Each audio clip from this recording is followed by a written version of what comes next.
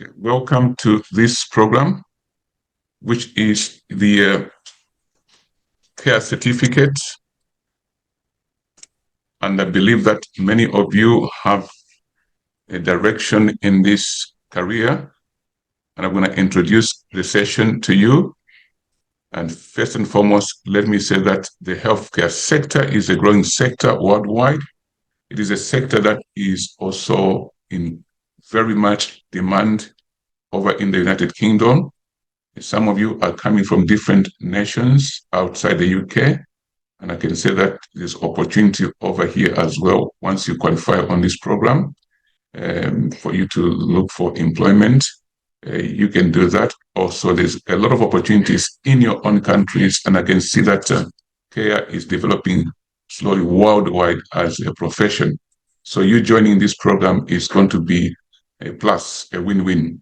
But also for those who aspire to set up their own businesses, the healthcare sector is a very good sector, a big sector, which you can support the community and also remain sustainable by making an income in this industry. So without wasting much time, I want to introduce this program to you. Over the course of this journey, you'll have other lecturers who will cover other things. Much more, you'll be working independently, and you must have all your logging in tools so that you are able to track your own learning. You can access the learning 24/7. And first and foremost, I'm going to go and introduce to you the actual login system as we go into the course. So this course from January, from June, 1st of June, which is today, all the way to the end of June, we are offering a special package to you. Each one of you have chosen a particular start date, and this is not the end, but you continue learning behind the scene.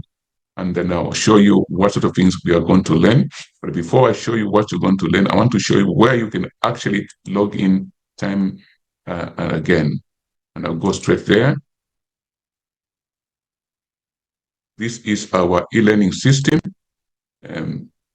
Our e-learning system is accessed through our website, which is the Westminster Open College website, which let me bring it up here. Let me bring it up here again so that you can track this properly. It is the West Midlands Open College website. So if you haven't yet created this account, I encourage you to go and go on the website, the homepage you see there, and click on create a school account. From there, it is straightforward. It will be asking you questions that are your personal details and create an account that you can remember. Because I'm logged in there, I don't want to log out. I've got materials for this session.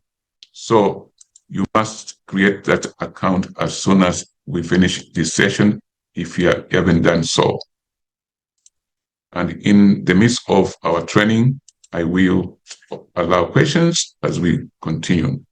Now, going back very quickly to the website, in addition to the healthcare, we do run a number of courses. When you go to the website, just click over there on the core courses, and you see a list of courses like that, from the Faculty of Health, which is what you are doing right now, all the way to Business and Entrepreneurship Faculty, and then we've got the Faculty of Education. If you want to become a teacher or a trainer, or as the case might be, you want to sell knowledge to people, you can be qualified under our institution. We do have assessor qualifications if you want to be a quality assurance practitioner within the education sector. We do have that qualification. We do also have the professional educational courses, which are as follows on the list there, as you can see. You've got also the Faculty of Biblical Studies, which is our theological department, and we have a number of courses as listed over here. Take time to visit this website. It could be that you want to add another qualification, make the college as your life partner, We've also got a faculty of languages, English from level 1 to level 3, and so forth. And the faculty of continuing learning, where you can have access to university programs. We do have industrial programs. We have the university foundational courses, which are called its different names, Gateway to University. This is your home for development. We also have the professional GCSEs. This is a program which is for those who have had no success at secondary or even primary education, but they want to acquire a qualification. The age group is above 16 and there is no upper limit. Just join us. So we do have these programs on the platform. If you know anybody or for yourself would like to continue, let them come to this place. Now, what are we going to learn today? Today, we'll focus on the healthcare, and I want us to look at these programs closely and see greater opportunity for you to progress to where you want to go. Many of you come on courses like this for various reasons, but I believe a qualification that is added is important. It just adds value to your life and you can help more people in life because you are highly qualified. Should you be listening to this as a recorded version, this material, you can share it with a friend or a relative so they can also learn what is available in our establishment. Good things are good to share. So today, once you come to the e-learning system, you see all these courses we have. At the top is a university. At the bottom here, it's a college. And here, right at Tutorial 2000, it's a program that we support younger people, even older people in extra tuition. So where are we going today? Today, we're going to go to the healthcare. Healthcare falls under health education, and it's under the health and social care, where there's two parts. Part one, the care certificate. Part two, the health and social care. What's the difference between these two? The part one, it is the one that you're on, where you're going to learn for a minimum of 5 weeks. Some of you, it might take you longer, but I believe you are all well seasoned. It'll take you 5 weeks to complete. In this program, this is an endorsed program through the CQC itself in the UK that regulates care, and they have a system of qualifications, minimum qualifications they want people to have in order to work in the care sector in the United Kingdom. So it is a care certificate. This has had a long journey from 2010 all the way, even before that, all the way to the present date.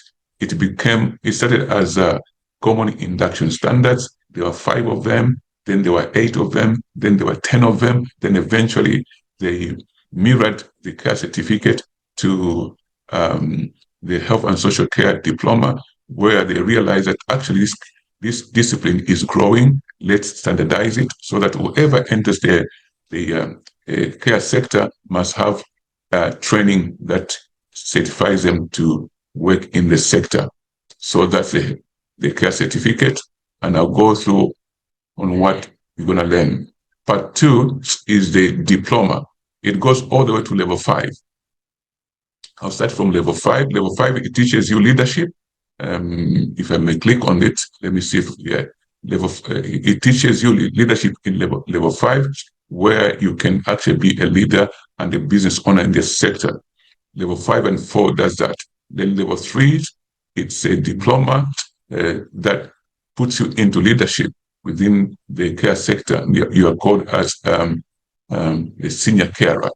Then you have level 2 diploma in the health and social care. You are still a junior carer, but qualified with a diploma. So you can choose one of these. So these are longer programs. They can range from 6 months to 18 months. And I encourage people to go on this because they demonstrate your ability to work in the sector. And also the money you earn is better than the money other people earn who are just based on the part 1, which is the care certificate. So what do you learn in the care certificate? And we're going to go to that straight into this session. In the care certificate, let me counter check if people are still listening. Can you hear me? Unmute yourself and say something if you can hear me. Yes, I can hear you, Doc.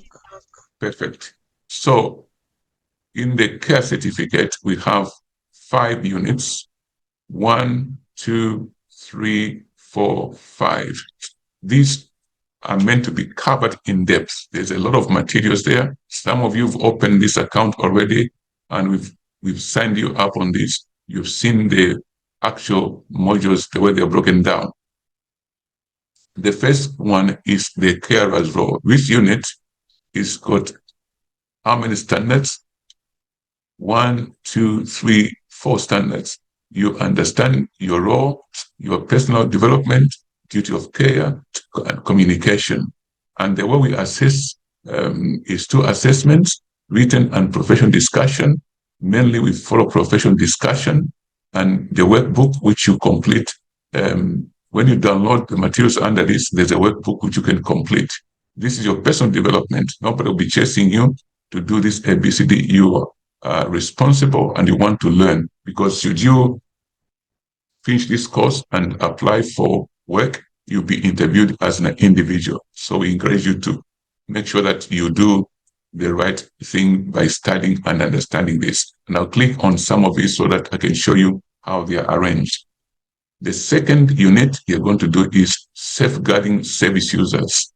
This is a very important unit because it teaches you a lot of things about, I beg your pardon. Sorry, I didn't switch off this. Sorry, I didn't minimize my phone. I beg your pardon. Where do minimize the phone? Sorry, I beg your pardon. Just to mute.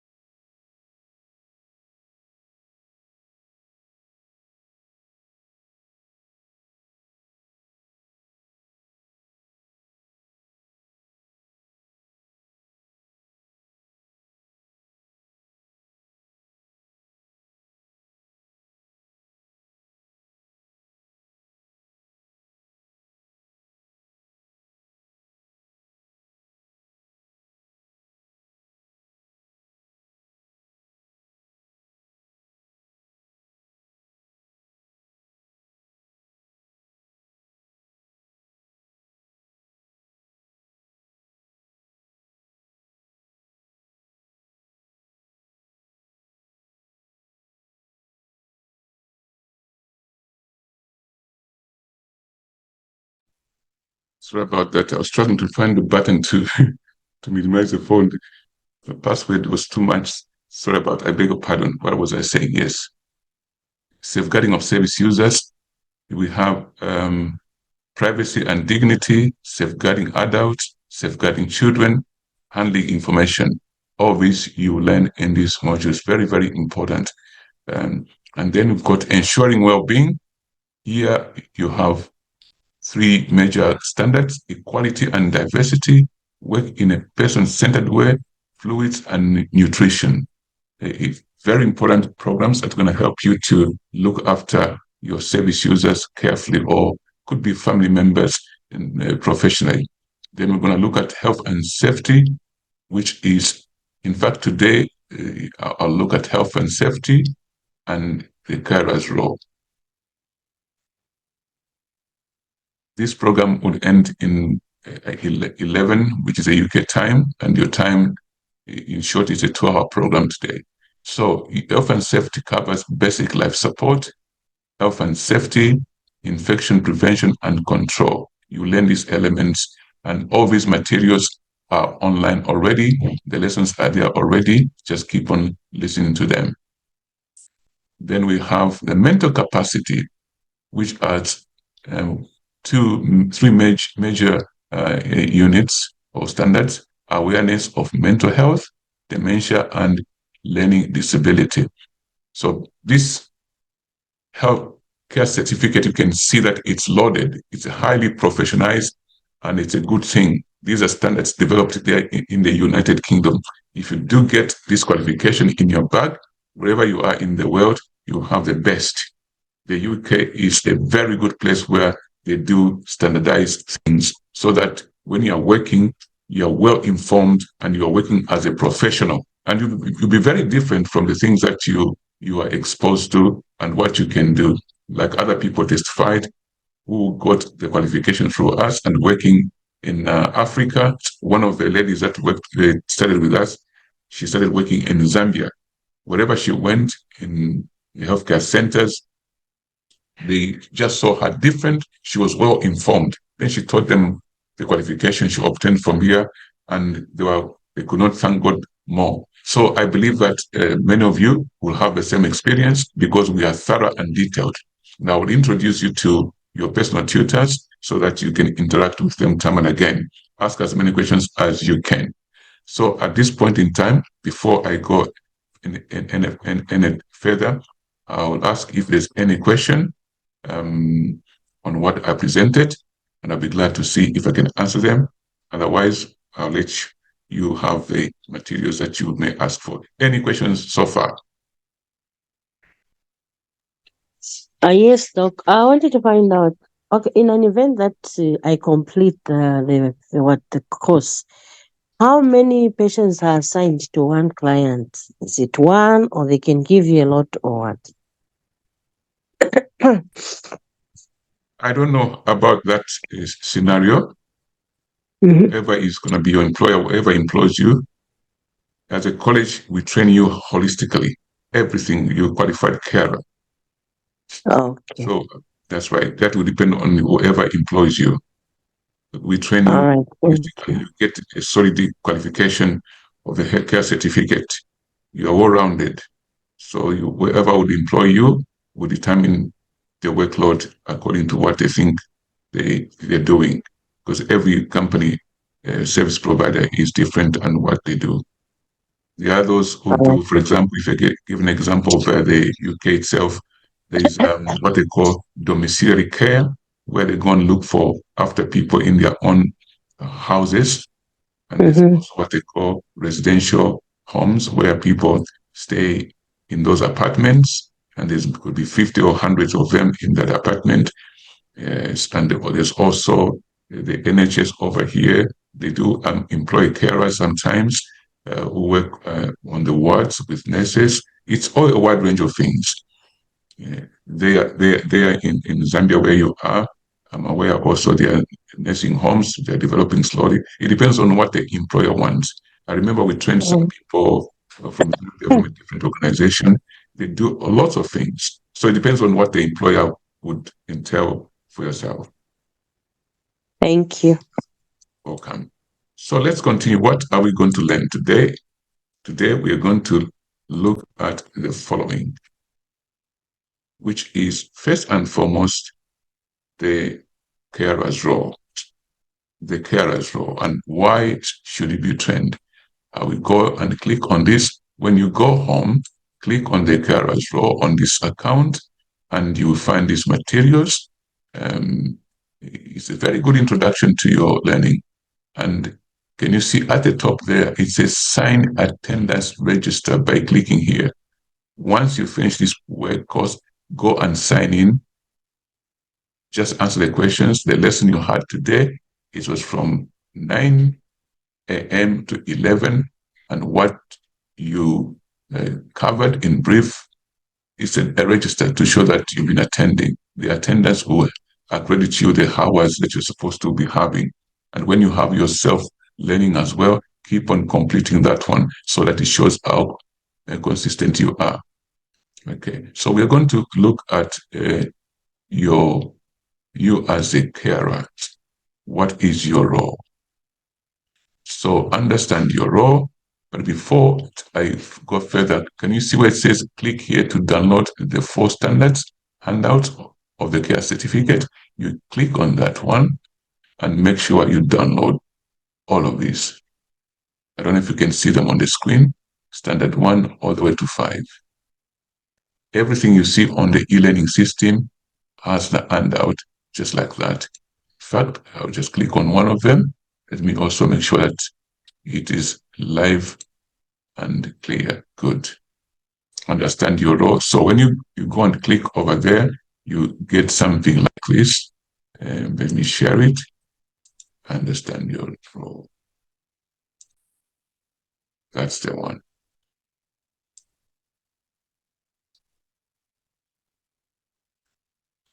Understand your role. Can you see that? So what you need to know, this handout is broken into 2 parts, what you need to know, and then at the end, what you already know. So you'll be tested. This is a booklet for you to work through. Very important. So what do you know? That's the second part of the same thing here. It is testing your knowledge. So there is places where questions are asked, then you can be typing in there. It's very important for you to complete all these. And these answers are not very difficult because all the materials that you need to answer there are in the lessons themselves. It's a very well structured course, and I see no one failing to obtain this. All you need to do is apply yourself to it. Now, let us go through this pretty quick and have some few discussions. We spend about good maybe 15 minutes overview. It is a lot of materials. Today is much more like overviews, and then the rest of the learning you will carry on the distance learning platform. So understand your role as a carer, what you need to know. Very, very important. When they say what you need to know, what is it? It is a standard 1. It says your role will have a job description, very important, at least by the standards of the UK. There will be a job description. This tells you what your main duties and responsibilities are and who to report to and who you report to. Ask your employer for a copy if you do not have it. Because if a company employs you, you must know what you're supposed to be doing. And if you don't see anybody give you any copy, you must ask for the job description. You should know what is expected of you, but also what is not included in your role. This is a very important statement. Many people want to be adventurous. Many people want to be very helpful, but you cannot be very helpful in the workplace apart from what you are designated to do. What we have employed you to do is what you do. If something does not fall within your area, you must not do it. Especially in the healthcare sector, it's very important that you stick to your role. Very important, because you won't be rewarded for things that are not given to you. That's the reason why this unit is there. Understand your role. What is your role? Stick to your role. Don't go outside your role. If you see something that needs to be done and it's not in your role, you must just signpost, tell the manager something needs to be done here. Who is responsible? People will allocate who's eligible to do that. If it's outside your realm, don't do it. It will be almost impossible for a job description to list every task you do, but it should give a good overall picture of your role. This also comes into the question that you did ask at the start. How would this look like? When you get there, they'll give you an overview of things that you're going to be doing. So every scenario is different. Every environment is different. The kinds of duties that might be in your job descriptions are providing care and support, working in a person-centered way, communicating well, building relationships, and promoting equality and diversity. So the kinds of duties that might be in your job descriptions, providing care and support. This is in bold because that's what is important. That's the focus you're in this career for, is to provide care and support. And then that entails you working in a person-centered way, meaning if you know this is Mr. Peters, and you know that is Cynthia, and you know that is Jones, the way you support Jones is not the same way you support Cynthia. It's not the way you support Mr. Peters, because these are three different individuals. Each one of them has got their own care needs, which are written down in what they call the care plan. So you must know the care plan, you must know the details of the care plan, you must know what is required for each individual person you are looking after. Even though they may be on the same ward or in the same building or in the same shared apartment, I don't know the scenario. They could be in different apartments or different homes. You cannot provide the same care to Mr. Jones as you provided to Cynthia or Mr. Peters. Even though there are similarities in certain things you do, you must always look at the care plan. What does the care plan say about Cynthia? What does the care plan say about Mr. Peters? What does the care plan say about Mr. Jones? That's what it means. So that's going to be your role. Communicating well, building relationships, and promoting equality and diversity. Communicating well is very, very important. In the principles of the communication, we normally say if there is no response, correct or appropriate response after you communicate, the communication was not effective. Effective communication means somebody has understood and therefore they respond appropriately. This communicating well might mean also adjusting the way you speak or the way you use the words or the way you handle your body language, because the body language is a means of communication as well. When you come to the module of on communicating with service users, there are different ways of communications. It breaks them down into good pieces. So that's going to be your responsibility. Now, another one is building relationships. It says building, not breaking down. In other words, you find relationships not so warm, you must be able to build up. Which relationships? Number one, you and the service users, the people you're looking after, and also the employers and your colleagues. That's very important because you'll be working in a team in most cases, and in a team, there needs to be healthy relationships. So that will be also your responsibility or your role. And promoting equality and diversity. You find in the UK, like many other parts of the world, people have got different faiths. People come from different racial backgrounds, ethnicity, and so forth. So your promotion of this is to make everybody comfortable, feel accepted. Whatever the policy of the organization that employs you is what you're going to follow in these circumstances. Then there's also working as part of a team, being a supportive team member and developing your skills to improve your work. This is very important. Teamwork makes things move forward. Yesterday, I was teaching a class of professional GCSEs and they're doing project management. We're looking at a case study where something must be constructed. It's a huge project. There is a team leader and there's team members. The team leader is there to provide direction and vision. Team members are there to support the vision. The team leader can't do it alone. The team must be there with him or her. So each member must bring something to the table so that the project is very successful. Otherwise, things will fall. So being a supportive team member and developing your skills to improve your work.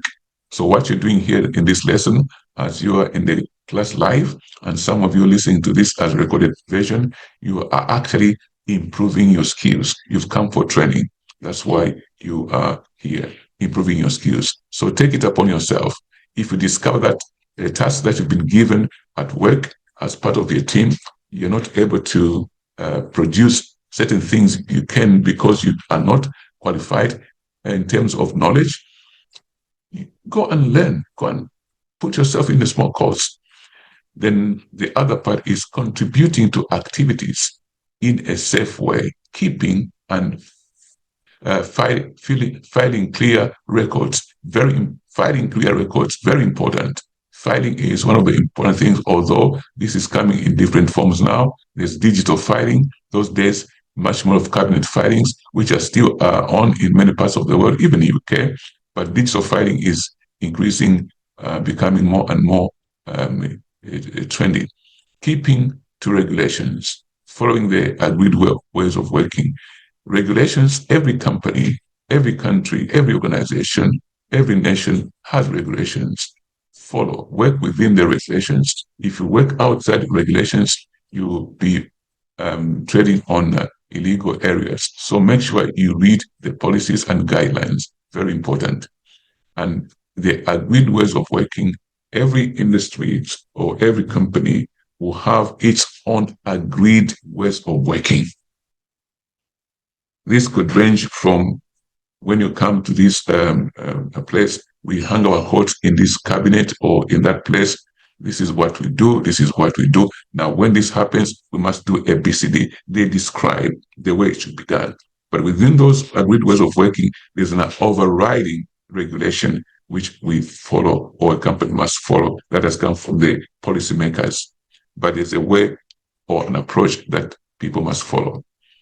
Respecting confidentiality by not discussing any personal information on individuals or staff with unauthorized people and storing records securely. This is a very important part of your job description. Many organizations, when they employ you, they will ask you to sign a confidentiality statement. So you find that these things will be part of your role. That's why this unit addresses the carer's role. What is your role? In your job description, this will be found. And then the key to remember from this part is regulations. What are regulations? When you see this symbol in this course, it means you must remember this. Regulations, these are rules that come from legislation or laws. In Europe, we have what we call the GDPR, General Data Protection Regulation, which must be followed by every company, every institution. So it's a regulation. We cannot quarrel with it. It is a law. It must be followed. The legislation establishes the general laws of the land. Regulations provide the specific ways in which those laws are interpreted and applied. So that's a good distinction. The law is said, now a regulation now provides how do we do this. They said that we cannot disclose confidential information about a person, but how do we do this? Then the company tells you this is how to do it and follow those regulations, okay? Any questions, any contributions before we carry on? Any questions? Just unmute yourself. Everything is clear at this point. You can proceed. Perfect. The skills and knowledge you need to carry out your role competently and the ways in which you should work are set out nationally. So the UK is an interesting place, and I think it's a very good thing that they do this. There's one framework of standards. Every single person entering the care must work in a certain way, and this is set out nationally. So everyone in this company who is a carer does follow the same code of practice. Now, you can find this in the care certificate that is shared health and social care training covered by this workbook. This book, which is this one, everything you find it in this one. It is expected that the new healthcare support workers and adult social care workers will complete the 15 care certificate standards, which I alluded to at the first. Complete all of them. They are on this e-learning platform. So you'll find everything in there. Now, once you complete this one and you understand them, you should be able to work without supervision in any workplace. Now, this is an interesting statement. Very few people from experience, after they qualify on the care certificate through our institution and from anywhere. Now, because of the strain on the staff, lack of staff, short staff industry, many people find themselves straight away working independently with less supervision because there aren't many workers, unfortunately. So we encourage people when they're on the course to learn with a considerable depth so that you know enough. There won't be much time for extra job on training when you go out there. It's supposed to be that way, but unfortunately, because of where the industry is, there isn't much. And I suppose worldwide, this is happening because the care sector is a growing industry and in demand. The Code of Conduct for Healthcare Support Workers and Adult Social Care Workers in England, this has the moral and ethical standard expected of all health and social care workers. So whatever it says in there, that's what we follow. And there are links over there. When you open your own material there, so you can go and click on these links and read about the Code of Conduct. We have now the 6 C's. The first one is competence, having the ability and the expertise to understand an individual's needs in order to deliver effective care. Remember, we are looking at the role of a care worker as an overview. What is your role? One of the first things that you have to establish is the competence. You must have the ability and the expertise to understand an individual's needs in order to deliver effective care. As you develop in your role, you will continue to build on your knowledge and skills. You may be asked to take a qualification during or after completing induction. Standing there, induction in many companies, let's assume an ideal where after you qualify with this, they might give you an induction. What is this induction? Induction is very important in the sense that it orients you, the induction orients you to the way a company works. It informs you of the do's and don'ts. It also introduces you to the nature of their service users. The people who are looked after in the care sector in England are called service users. So that induction grounds you. It gives you a taste of how it's going to be like. During induction itself, the employer might even look at skill gaps. They say, even though you've got a care certificate, in our establishment, we also deal with, let's, for example, let's cannulation. They want somebody who's qualified to take blood samples, etc. If they do that, or any other specialized, or they want some people to have sepsis awareness. So they'll say, we're going to add to your qualification this course. Can you go and attend a cannulation in a course or sepsis awareness course? It goes on and on. It depends on the needs of that employer. So that induction is very, very important. Much more, they'll concentrate on inducting you in your role. So we are studying the carer's role. So the things that we're mentioning are part of your role. If you are in any doubt in the workplace, please ask them. Do not feel shy. That's why they are there for, to be able to support you properly. Any questions so far? So the 6 C's, one of the first ones is the competence. Experiences, attitudes, and beliefs. Your experiences, attitudes, and beliefs are part of what makes you who you are. They affect how you think, what you do, and how you do it. Your background, upbringing, education, experiences, and relationships will all have played a part in the way you see things.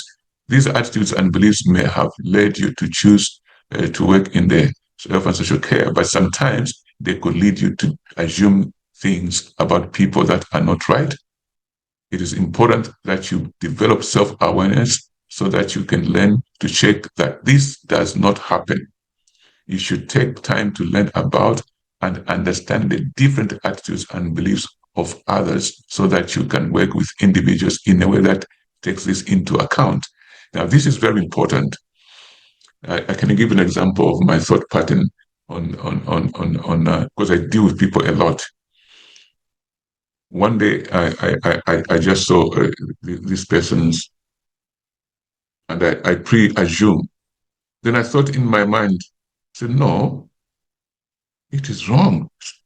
Because they are from this background, it doesn't mean they will also require this or they will do this.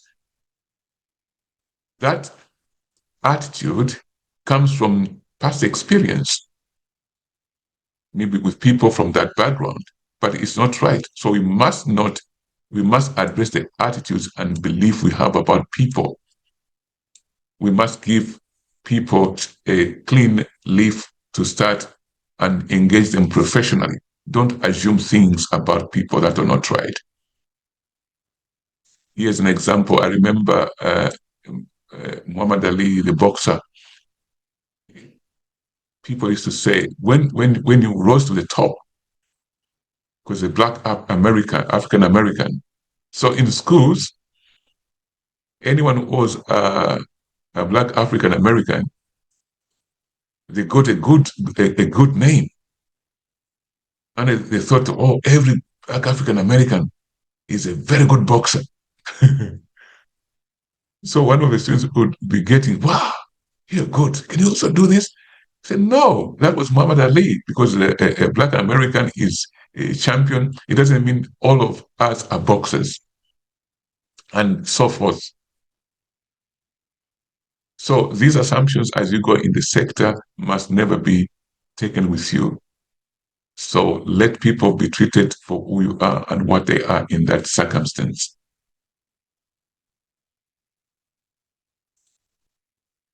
So what are these beliefs?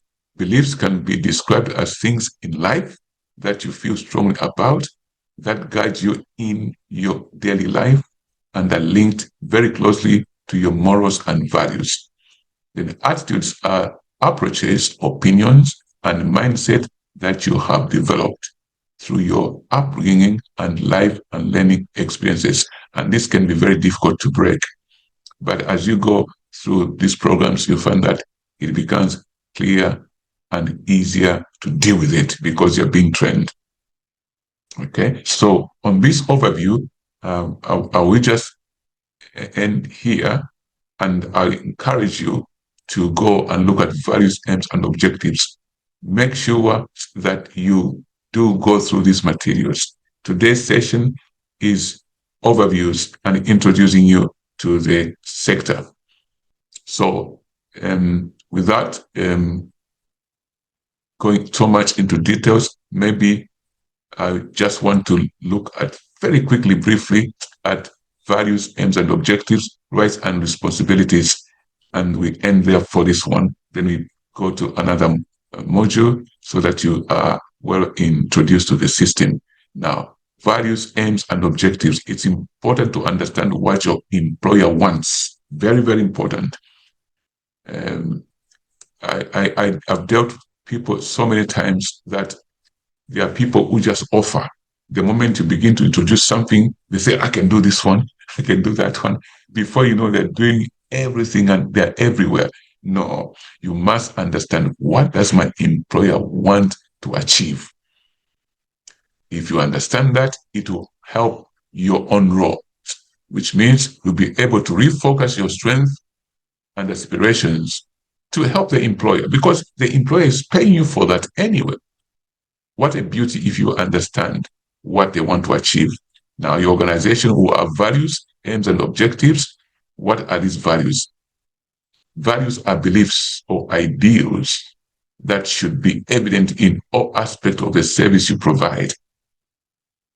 One of our core values as a college is to signpost our candidates to a place where they can find direction, number one, in business, direction in employment.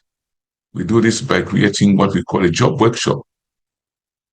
We invite different people to come and talk to them. That's one of our core values. Aims are the general goals that an organization hopes to achieve through the activity.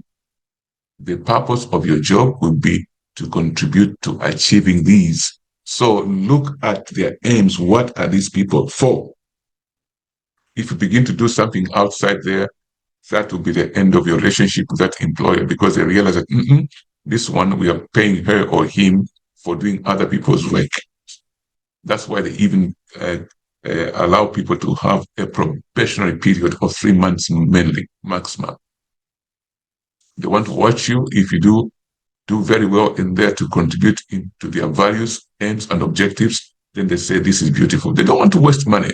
An employer doesn't want to waste money. Objectives.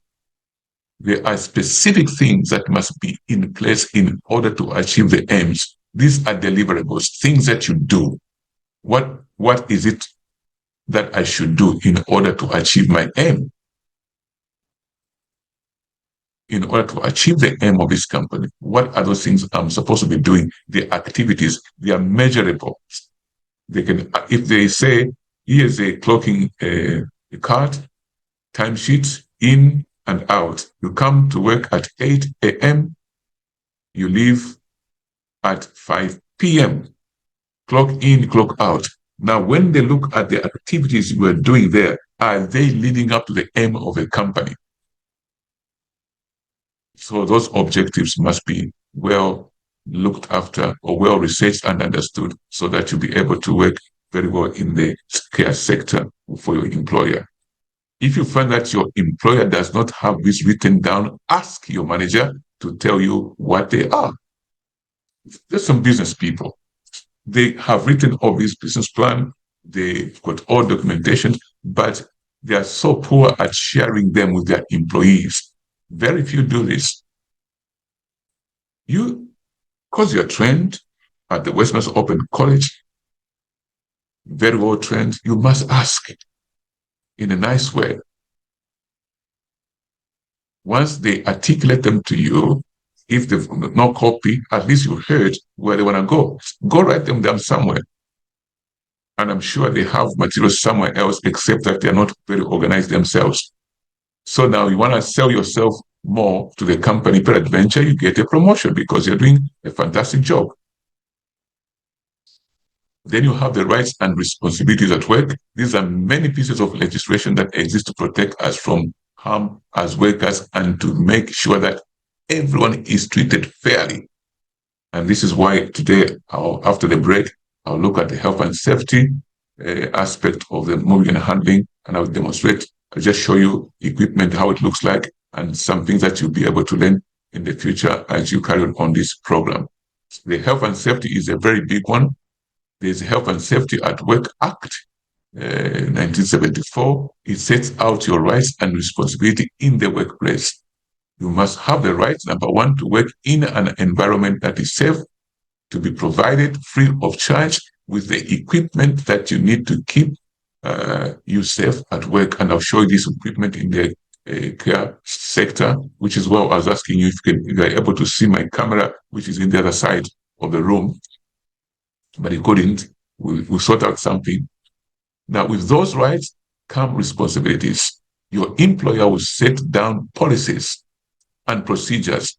This is how you're going to do things and what sort of documents govern that, or tell you about the agreed ways to work in your ways that are safe for you, those you work with, and the people you support. So there must be safety there.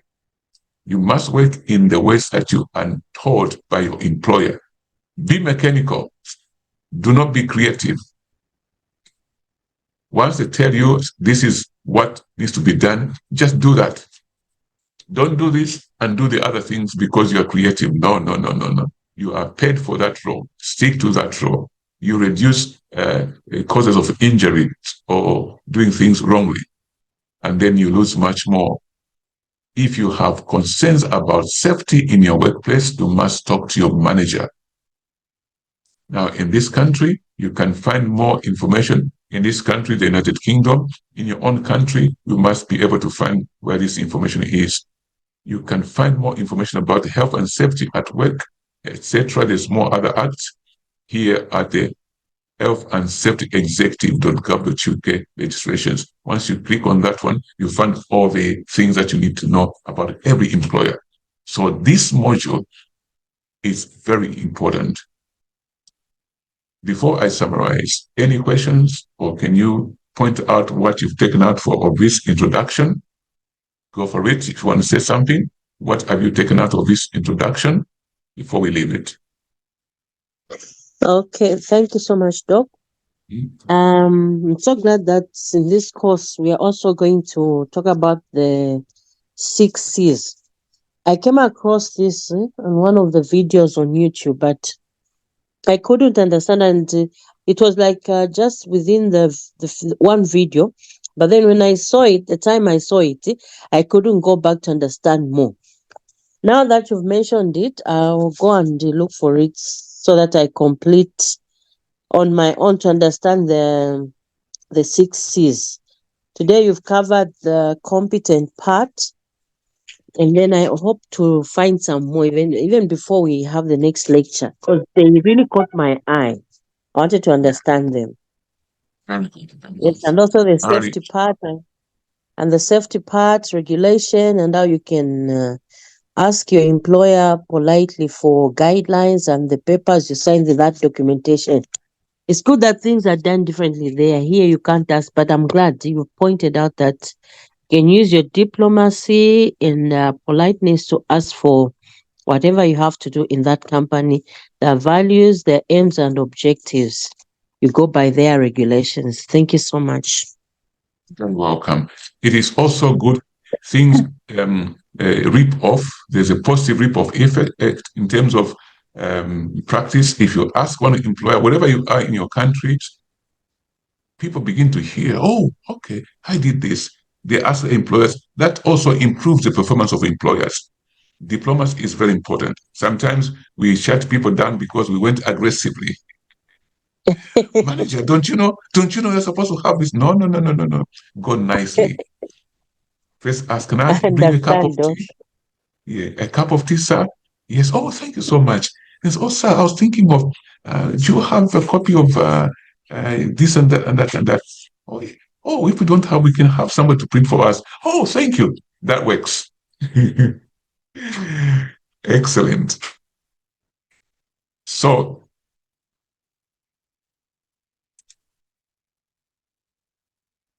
let me stop sharing on this. Where am I?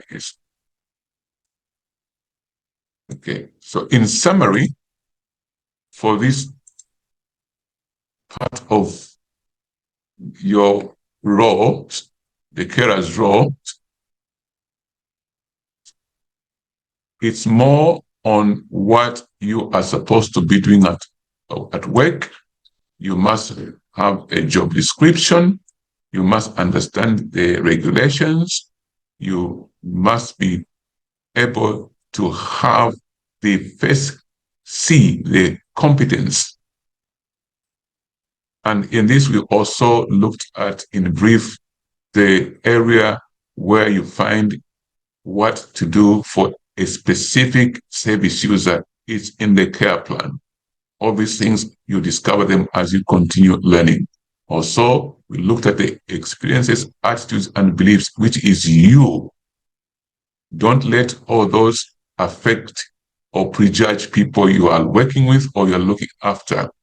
Give people a benefit of the doubt. Let people be, and look at the current situation.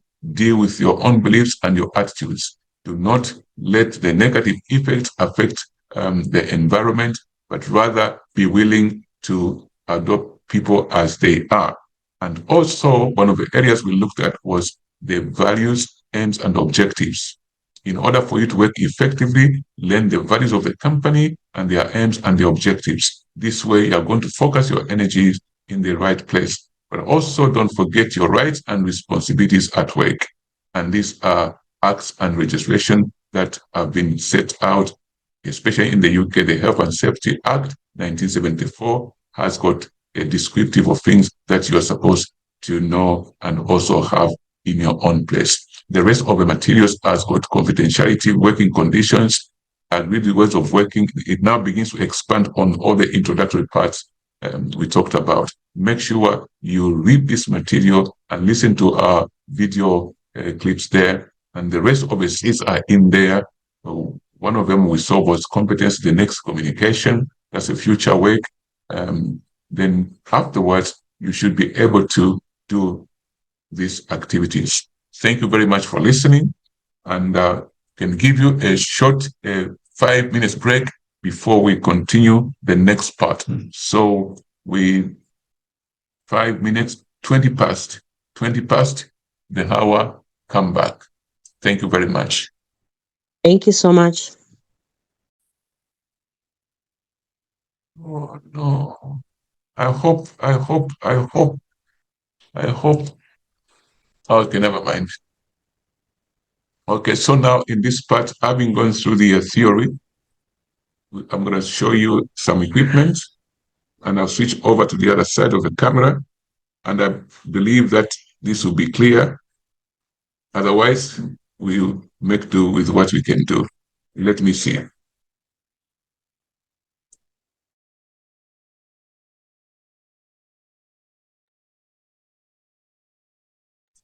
I'll keep it live. Let me see if I can switch on the other camera.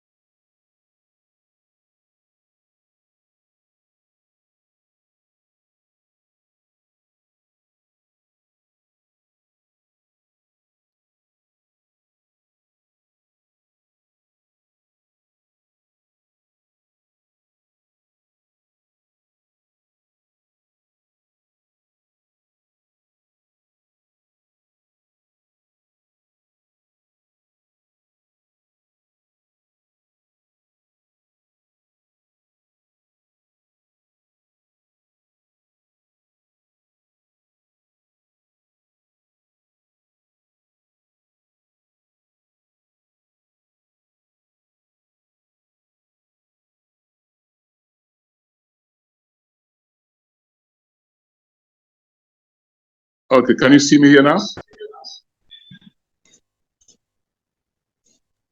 I can see you. Oh, good. That's equipment. Nice.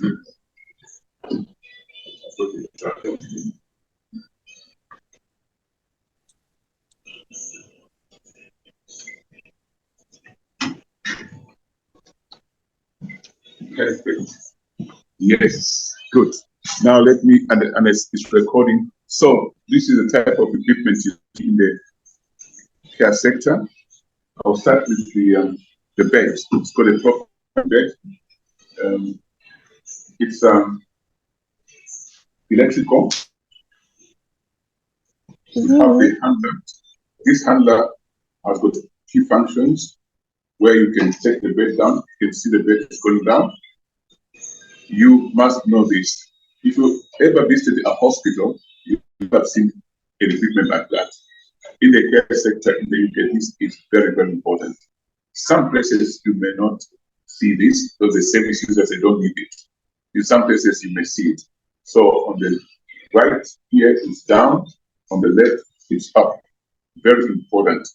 And as you can see, as I continue pressing, it's rising. Then this bed, since it's called a profiling bed, you change the shape. I hope you can see. And I keep my two friends here. This is Mr. Brown, this is Mrs. Brown. You see one part, if I press that, you can see that part lifting. It takes the profile of the service user. Sometimes the service user feels comfortable to stay in that position. Let me just put Mr. Brown like that. I'll take Mr. Brown here.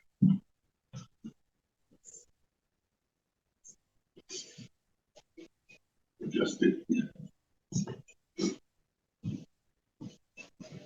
So the person can sit in that upright position. You're just pressing. So you don't need to lift these people with your hands. So this equipment is provided for you. They want to feel comfortable, you just do that. And take it down, there's a button that takes it down. You can see that. So this is going down.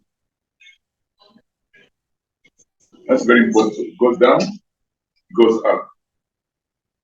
Sometimes the service user wants to have both sides, the head and the legs lifted. So this type of bed has got that provision. If you see, no matter how much you can see that it's lifting up. So it's setting a certain profile for comfort. That's very important. If I take it down, you can take it down like that. At least you've observed how this is used. So peradventure you have a chance to get into a center where they've got this equipment, you can be able to practice through that. And for those learning online, you see many of these video clips on our e-learning system.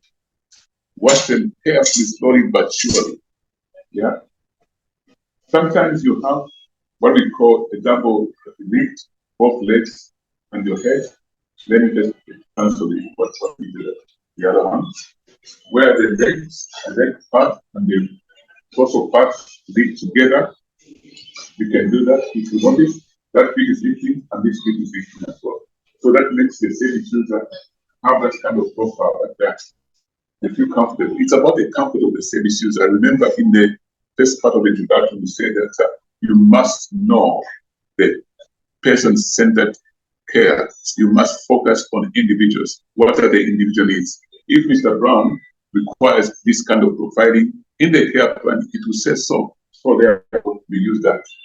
And you can have people have different needs. Sometimes it is just they want their legs up only, so you only lift their legs up alone. Can you see that?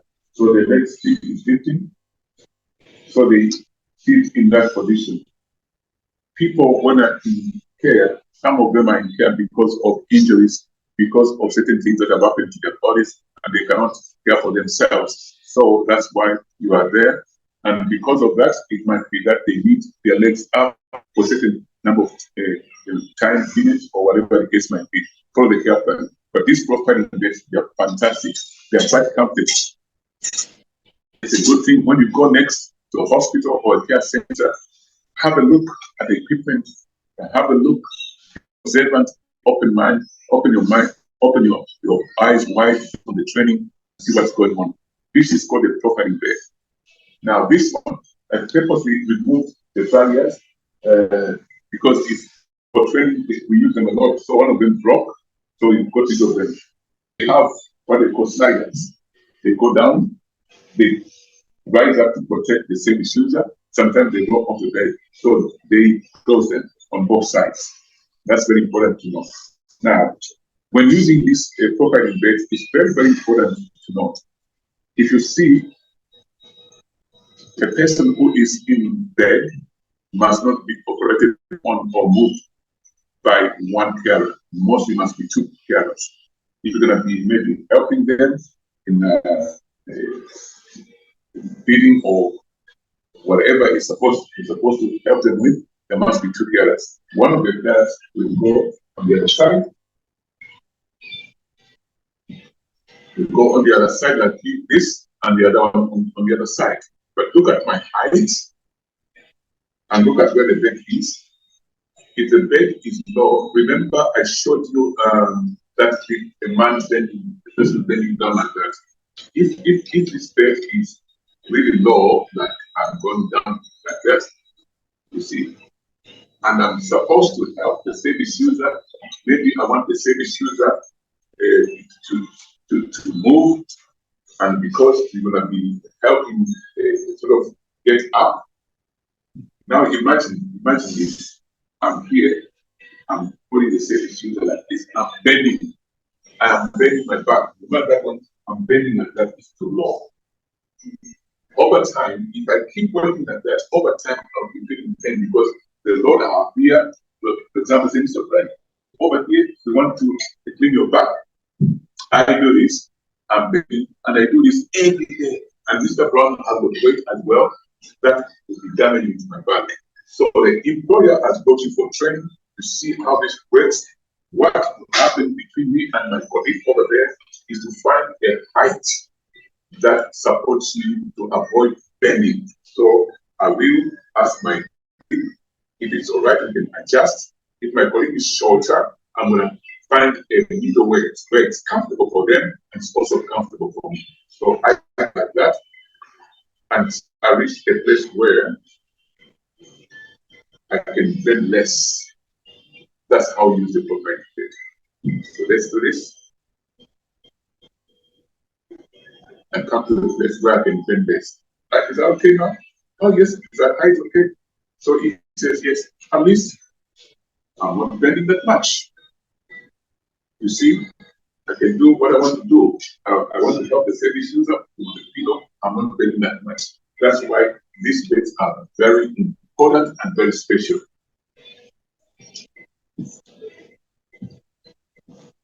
So the profiling bed can be very, very essential and very good for you because it adjusts its height to fit your weight level. And you saw how this I bended here because the bed is up.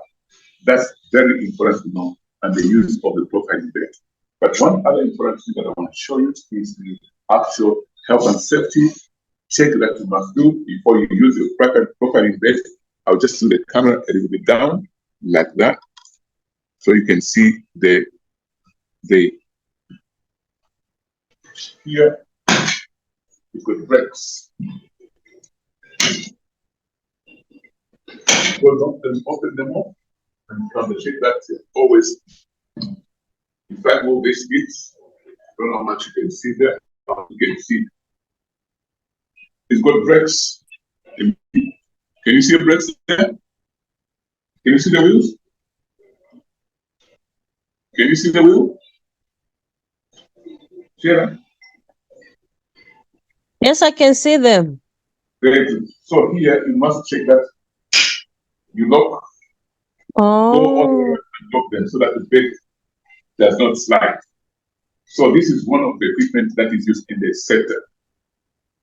Next one, I'm just gonna go off the bed, go forward, and show you this equipment.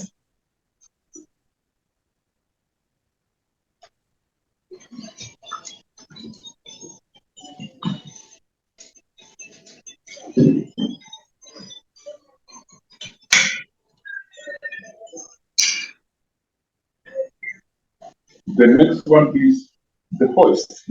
Let me bring the battery to it.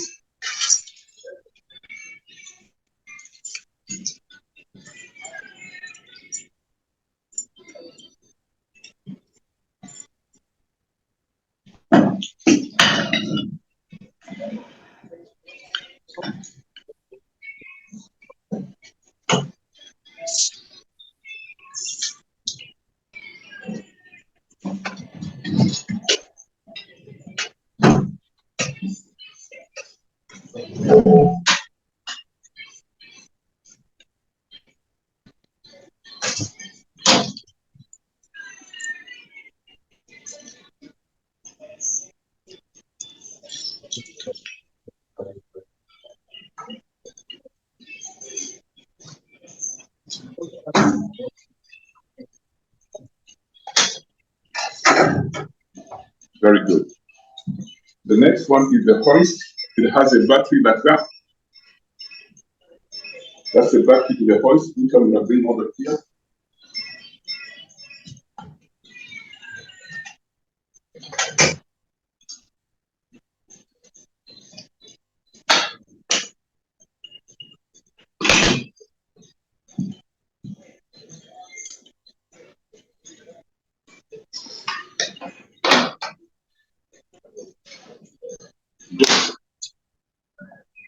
Now, the hoist is a very important part of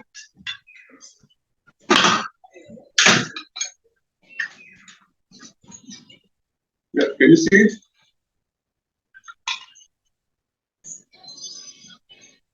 Yes, Doc, I can see that one. Very good. This is a hoist. It also has a handler. Hoist. Come again? Oh, okay. Hoist. Hoist. Yeah, hoist. It also has a good handler. I hope the button is shut. Yes, good.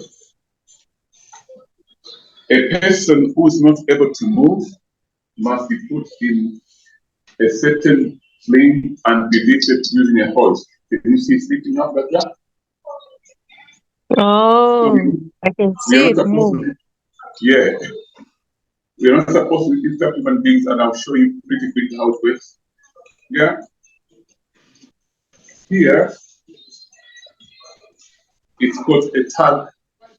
It tells you the weight, maximum weight it can take of a human being. So which means in the care plan, you must know how heavy the service user is, how heavy the person is, so that you use the right hoist. If the weight here is less than the weight of a human being, you cannot use this one. You've got to see how much weight it needs. This one takes about 155 kilograms of a person's weight. Okay? It has got the foot pedals, you can see them. You press them like that, they open wide. If you do that one, it closes. It's for that reason, because the hoist comes underneath the bed like that. Then this person here will be hooked in a sling and be put in their hoist.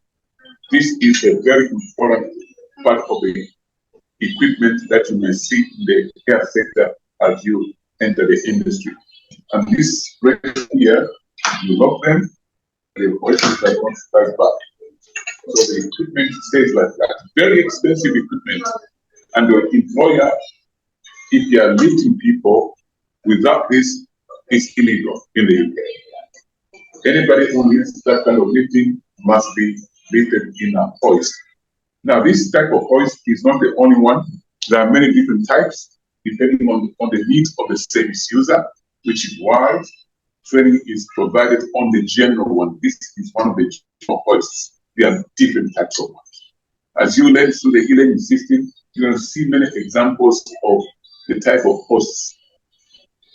In training, you cover the general one. In the workplace, specifically, if there are different types of hosts, they will cover that aspect and give it to you. Okay? But in many cases, this is the very common one. That is called hoist. Okay? What about people who actually are less mobile?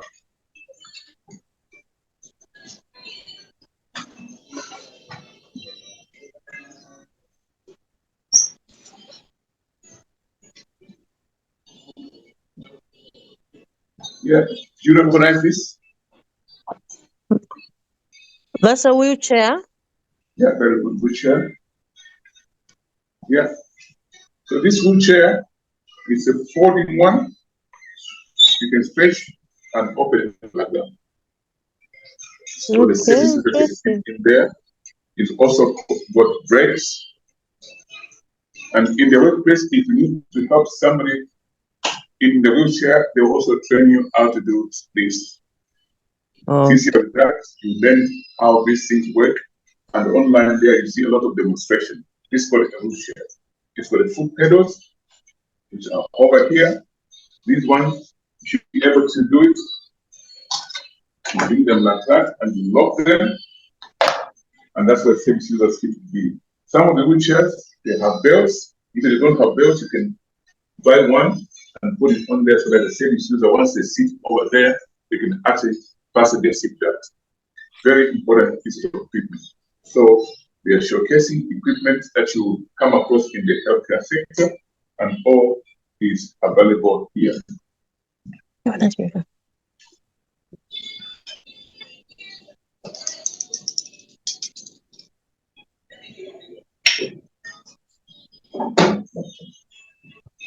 The next one, ever seen this before? Yes, Doc, I've seen it before, though I don't know the name. Okay, the name is called Zima Friend. Zima? Zima Friend. Okay. Yes, but people are now no longer able to use their legs properly because of old age, or as the case might be. Some other people are still strong as anybody could be, but sometimes people are not able to walk properly. It depends on the individuals. So they're given this, and they can be walking like that. So mainly here, the issues are explained out themselves. So this type of Zima frame has wheels at the front here and no wheels at the back. There are some Zima frames which haven't got no wheels, no nothing, but we just use it as a support. Just give them a layer of confidence that they are safe, they won't fall. Very common in the United Kingdom, lots of people are provided with this, those who need them, but not free of charge. They are very expensive materials. Everything to do with mobility and the health and social care equipment is very expensive, but that's what it is. So this is called a Zima frame. There is also another one.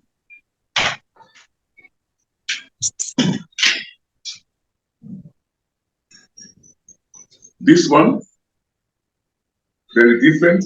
It's called 3 wheels. You can see there. It's called a Yes, I can. Yes. Have you ever seen one of these before? No. Yes. Not this yet. is a tri walker. It's got 3 wheels. So a person can be walking with much more independence, and that's the purpose of equipment, much more independence. If you are asked to look after a person like that one, they'll show you this equipment, but they will train the person who needs to use it, the service user himself or herself.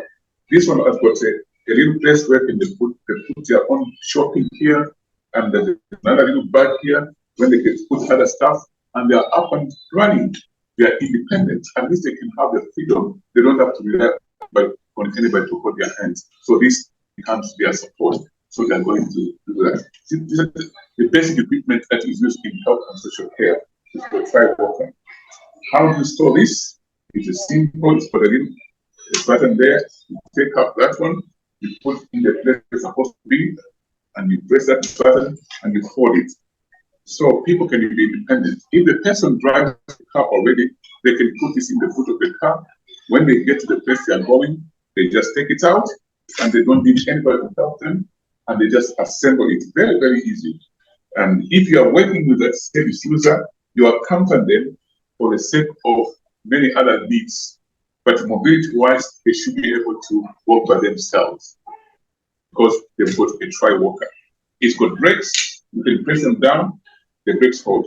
You do that, the brakes are off. So that's called a tri-walker. One of the equipment used in the healthcare sector.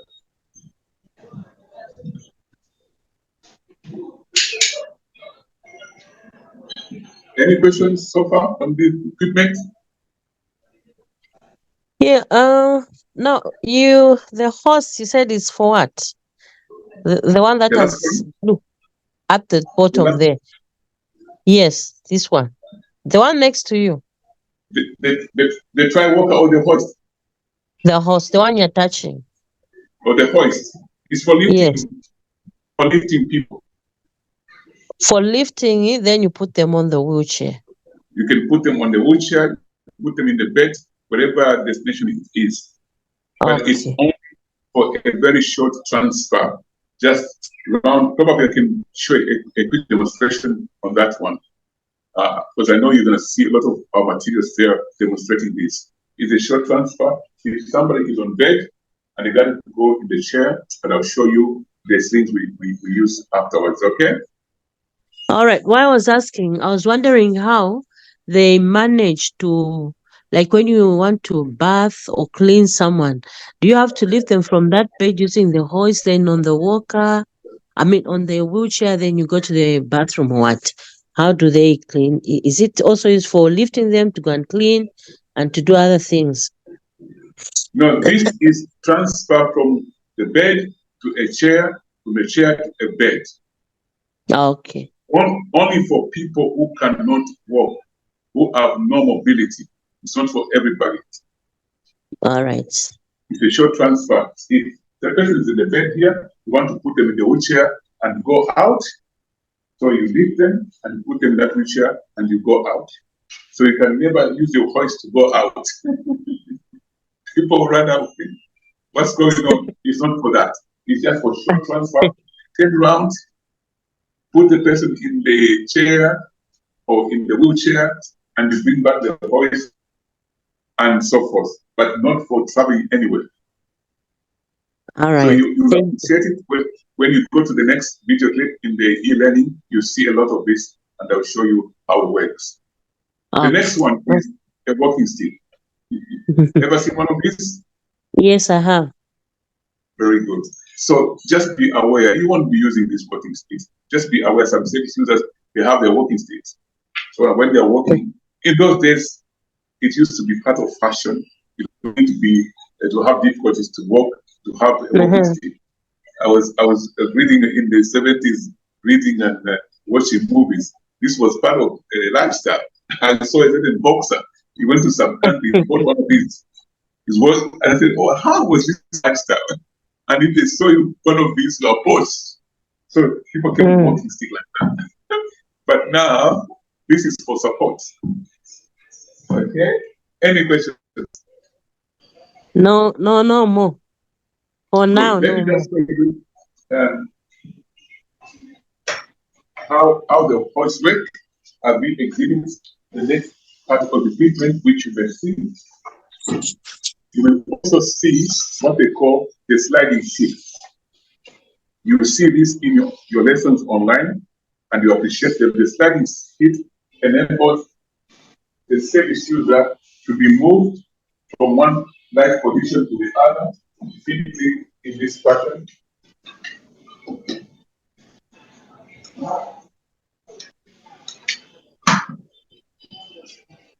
Simply in this fashion. For example, I want to move Mr. Brown from this position to that position with my two friends, my fellow service user over that side, I take care of that side, and I'm over that side. We can slide Mr. Brown. So imagine Mr. Brown was on this. We also demonstrate the right way to put these things under the service user. So the slide works this way. If the service user is under it, and they need to move straight that way, can you see the sliding effect? But that's not the way we move them. So the service user, the here will be here, and another one there. Then you pull this one together, and it moves. That's the way of the slide sheet. So when you see a slide sheet, it's for that purpose here. Then we have the sling. The body sling.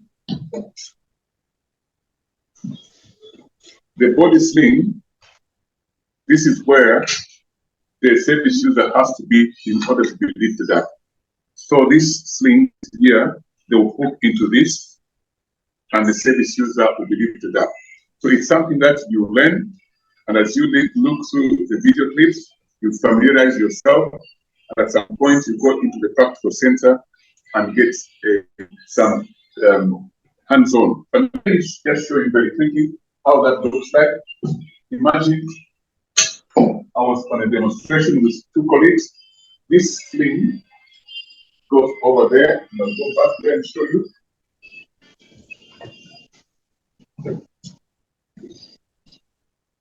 Now, there are ways of putting the service in there. This one, I'm not doing that So I just want to show you how it looks like. So this one will be inside this sling, right inside the sling, and we're going to take Oh, I this. see. Yes, there will be inside the sling, and the way we put it in the sling is a special way, not the way I'm doing. I'm just showing you how it looks like, so that you go away saying, "Wow, okay, that's what how this the works." So you have imagine your legs here. Even if there are no legs, you can still demonstrate. So this goes over there. You see now? Now we're going to lift Sister Brown, put them in the hoist. This job must never be done by one person. It's two people. Okay. Understand that? Yeah. Yeah. I'm Yes, just I showing do. you showcasing the equipment. If you go to a company, they employ you and they give you this job to do, and you're the only one say, please, I can't do it. I'm not allowed by law. Okay. I just want you to have it. So what happens is this must go down, right where you can access it. So we have the hooks. I just want you to have a feel of it. But the right procedures are in our video clips there where two people are doing. So you just want to imagine how this works. How this works. That's how it works. Okay? This is done by two people, not one person. You're supposed to do two people. If you go to an employer and they want you to do this alone, do not accept, do not agree. It must be two people. Sometimes even more than two people, depending on the situation and circumstance. You see in some of our clips, we've talked about individuals that became extra, they became extra overweight. So they needed a lot of people to support them. So when that happens, you bring it over here and you start lifting.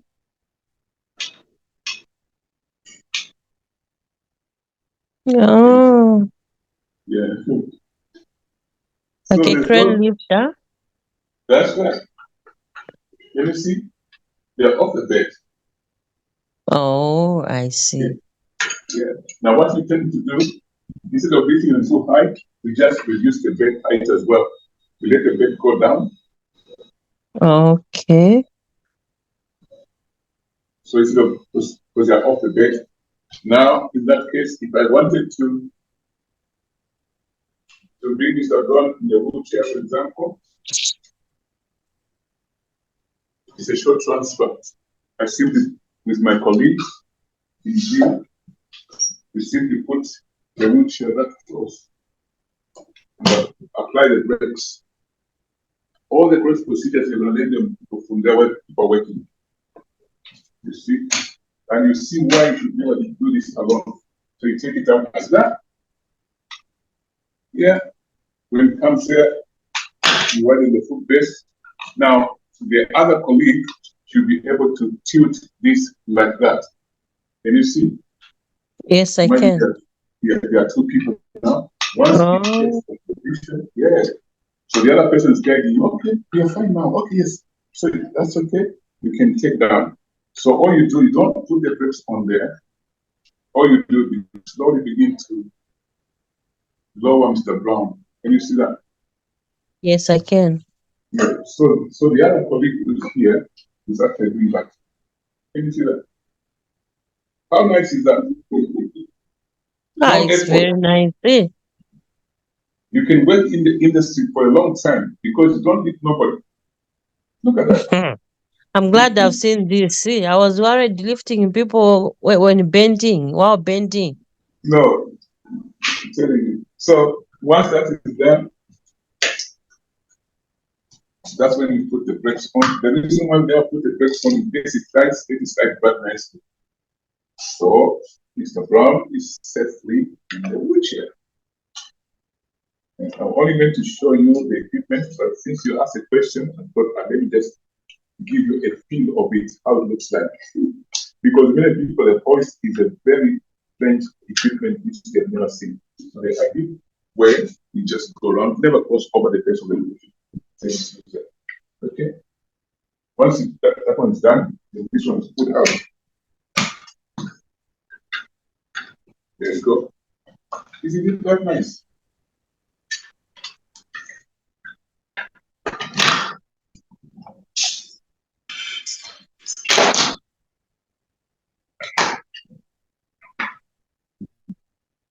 The man is in the wheelchair. You see?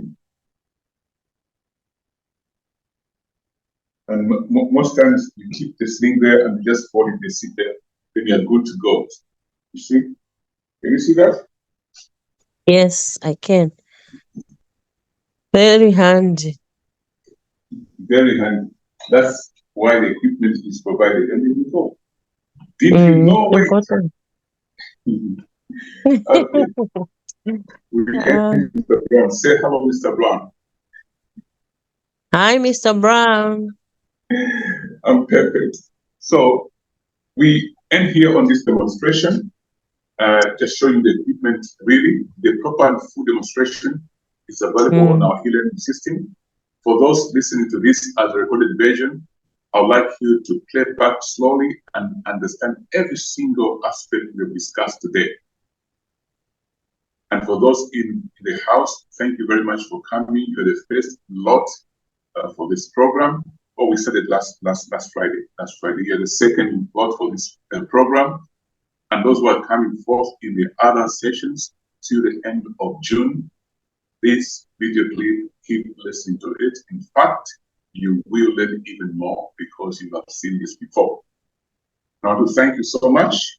If there's no other questions, your homework now is go and download all the materials on the e-learning and keep working. By the end of June, you should be qualified. Theoretically, all the materials are there. Everything that you need to learn is there. Any questions, you can post them in the same e-learning system. The administrator does see the question, or you can also type your questions in the WhatsApp group where we've signed you in. Thank you very much. I will stop the recording. If there's any other personal matters about your education that we discuss, wait until I stop recording, then we can continue chatting for another 10 minutes. Thank you very much, and God bless you. Thank you so much.